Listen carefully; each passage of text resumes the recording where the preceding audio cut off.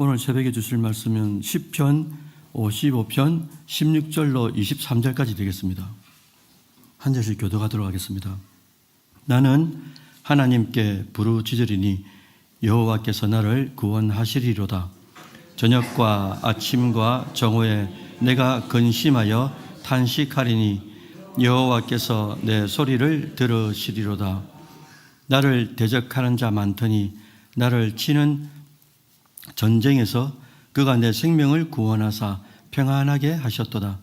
옛부터 계시는 하나님이 들으시고 그들을 낮추시리라. 그들은 변하지 아니하며 하나님을 경외하지 아니함이니이다. 그는 손을 들어 자기와 화목한 자를 치고 그의 언약을 배반하였도다. 그의 입은 우유 기름보다 미끄러우나 그의 마음은 전쟁이요 그의 말은 기름보다 유하나 실상은 뽑힌 칼이로다. 내 짐을 여호와께 맡기라. 그가 너를 붙드시고 의인의 요동함을 영원히 허락하지 아니하시리로다. 하나님이여 주께서 그들로 파멸의 웅덩이에 빠지게 하시리이다. 피를 흘리게 하며 속이는 자들은 그들의 날에 반도 살지 못할 것이나 나는 주를 의지하리이다. 아멘. 예, 여러분들 오늘 새벽에는 요동치 않는 비밀이라는 제목의 말씀을 나누려고 합니다.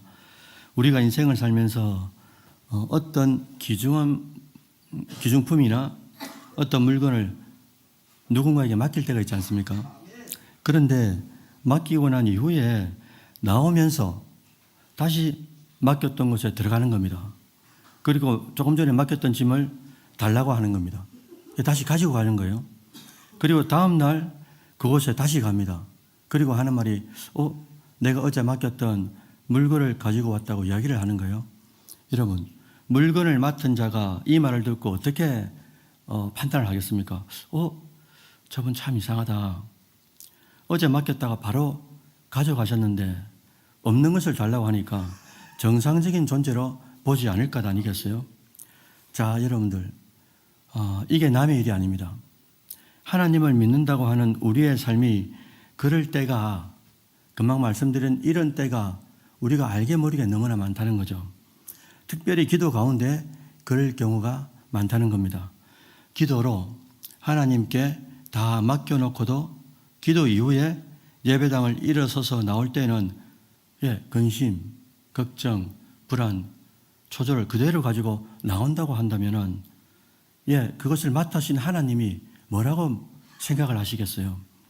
진짜 짐을, 우리가 진짜 짐이 있다면 이 짐을 진짜 맡겨야 짐이 없어지는 것 아니겠습니까?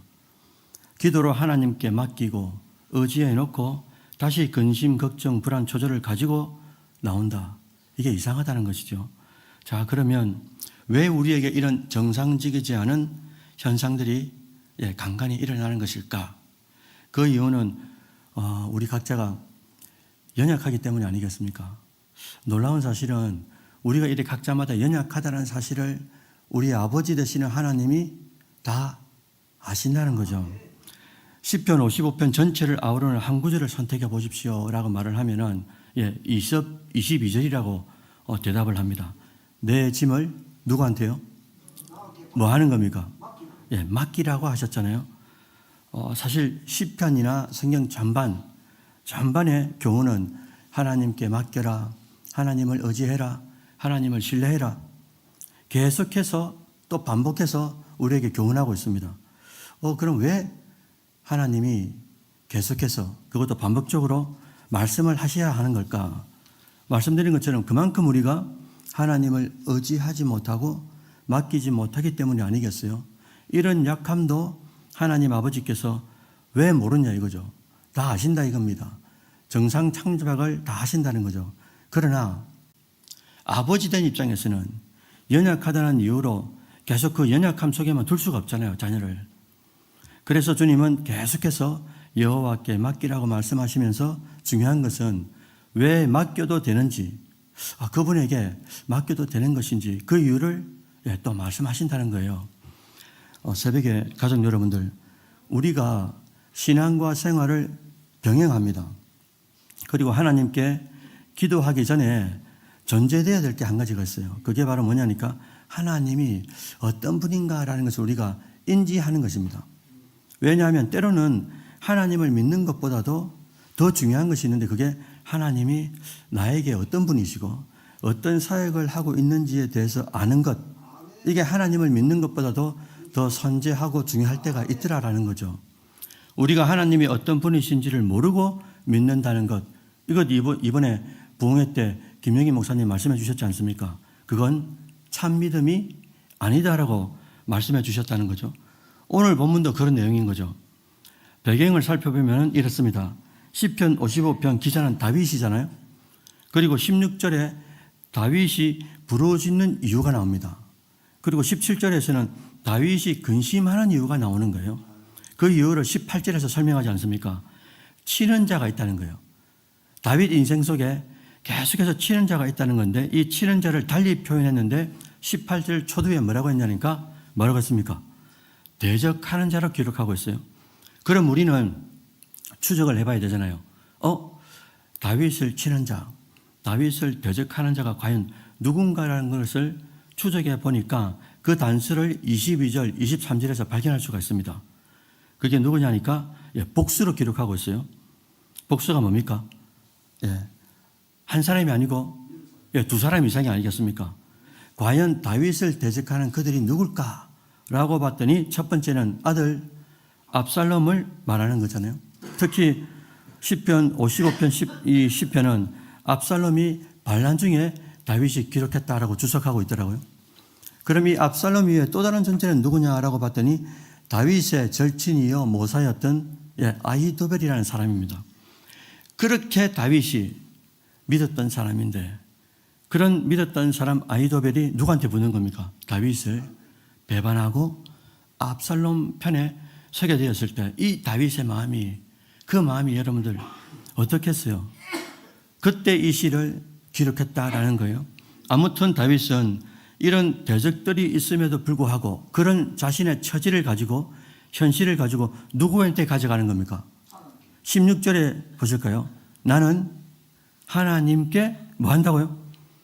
부르짖는다라고 기록하고 있어요. 그리고 22절에서도 쭉 보니까 내 짐을 여호와께 맡기라라고 교훈하고 있습니다. 왜요? 왜 그렇게 해야 되는 겁니까? 그 여호와께서 친히 16절 이후에 쭉 보니까 우리를 붙드신다라고 기록하고 있어요. 여호와께서 붙드시니까 인생에 파도가 없는 인생이 없지 않습니까? 파도가 있지만 그 파도 중에도 하나님 여호와가 그 아버지가 붙드시니까 어떻게 된다고요? 그 붙드심을 통해서 그 다음에 보니까 요동치 않는 현상이 일어나더라라는 거예요. 제가 말씀을 준비하면서 이전에 들었던 팝송이 생각이 나더라고요. 여러분들 한 번쯤 들어보셨을 건데 못해도 들어주시길 바랍니다. I am sailing, I am sailing home again, cross the sea, I am sailing, stormy waters, to be near you, to be free. 가사가 이렇습니다. 나는 항해합니다. 나는 항해하는데 저 바다 건너 평안의 고향으로 항해합니다. 그런데 가다 보면 뭘 만나는 겁니까? 스토미 워터스, 거친 바다를 가로질러서 항해하는데 이 항해하는 길이 어디냐고 봤더니 당신 곁으로 갑니다. 그리고 자유를 향해 갑니다. 이 가사 끝에 어떤 가사가 나오냐면요. 저는 이게 팝송인 줄 알았습니다. 그런데 보니까 팝송이 아닙니다. 팝송인데 복음성이었어요. 그래서 거친 바다를 항해해 갈 때 우리가 가는 곳이 어디라고요? 주님 곁으로. Near you 이래서 주님 곁에 갑니다. 그리고 자유를 찾아갑니다. 이렇게 마지막 가사에 보니까 로드라는 단어가 쭉 나오면서 가사가 나오더라고요. 여러분들 파도가 우리 인생 속에 없을 수는 없잖아요. 인생 속에도 문제와 짐이 없을 수가 없잖아요. 그러나 그때 우리는 전심으로 하나님을 찾고 부르짖고 그분에게 맡겨야 되는 것 아니겠습니까? 왜냐하면 말씀드렸잖아요. 16절에 맡기면 어떻게 한다고요? 그분이 우리를 붙드시고 파도가 있음에도 불구하고 무거운 짐이 있음에도 불구하고 우리를 어떻게 하신다고요? 요동치 않도록 하나님이 하신다라는 거예요. 새벽의 권성 여러분들, 제가 한 가지 질문할 테니까 마음속으로 한번 묵상해 보십시오. 신앙의 깊이가 하나 있습니다, 이게. 그리고 여기에는 뭐가 있냐? 짐의 무게가 있어요. 여러분, 신앙의 깊이하고 짐의 무게하고 이게 비례하겠습니까? 반비례하겠습니까? 신앙의 깊이. 신앙이 깊으면 깊을수록 짐의 무게는 무거울까 가벼울까? 짐의 무게가 무거울수록 신앙이 깊을까? 여러분들, 신앙의 단계가 만약에 10단계가 있다고 치면은 1단계, 2단계밖에 안 되는 저에게 하나님께서 10단계의 짐을 지어주겠습니까? 여러분, 아니잖아요. 1단계, 2단계면 하나님께서 그것을 다 아시기 때문에 우리에게 어떤 짐을 지어주시겠습니까? 1단계와 2단계에 맞는 짐을 주시잖아요. 그래서 역으로 말하면 짐이 무겁다라는 말은 여러분 현실 속에 지금 어떤 짐이 있는데 그 짐이 무겁게 다가온단 말은 무거운 짐을 질 수 있는 가능성이 있다는 말 아니겠어요? 왜냐하면 하나님께서 고린도전서 10장 13절에 약속하신 말씀 있지 않습니까? 사람이 감당할 시험만 허락하신다라고 약속해 주셨어요. 거기다가 시험 당할 쯤에 무슨 길을요? 피할 길을 내셨으라도 감당하도록 해 주신다고 하나님이 이미 약속을 해 주셨단 말입니다. 그러니 우리에게 지금 현재 짐이 무겁다라는 말은 무슨 말입니까? 그 무게를 감당할 수 있는 믿음도 주셨다라는 거죠. 그러니 짐의 무게와 신앙의 깊이는 반비례하는 것이 아니라 비례한다라고 생각하면 좋은 것 아니겠어요? 말씀을 정리하려고 합니다. 하나님께 기도하기 전에 하나님이 어떤 분인지를 우리가 배우고 또 배우고 익히고 배워서 우리가 잘 알아야 되는 거죠. 오늘 본문을 통해 알 수 있는 하나님은 어떤 분입니까? 16절에서 하나님은 마지막에 구원하시는 하나님다라고 말씀하셨어요. 그리고 17절에서는 우리의 부르짖음을 뭐 하신다고요? 우리의 부르짖음을 들으시는 하나님이라고 약속해 주셨지 않습니까? 거기다가 22절에서는 우리의 짐을 맡아주시는 분이기 때문에 맡기라고 하시는 거잖아요. 그래서 우리는 어떻게 해야 된다고요? 더욱 그분께 23절 마지막 구절처럼 주를 의지해야 된다라고 결론을 내고 있는 것 아니겠어요? 여러분, 부디 하나님은 전능하신 분이다라는 걸 잊지 말아 주시길 바랍니다. 여러분, 우리가 신앙 고백할 때 사도신경을 하잖아요. 사도신경의 첫 고백이 뭡니까? 하나님은 어떤 분이라는 겁니까? 하나님은 전능하신 분입니다. 이거 아니겠어요? 전능하다라는 말씀 속에는 뭐가 있는 겁니까? 불가능이 없다라는 거죠.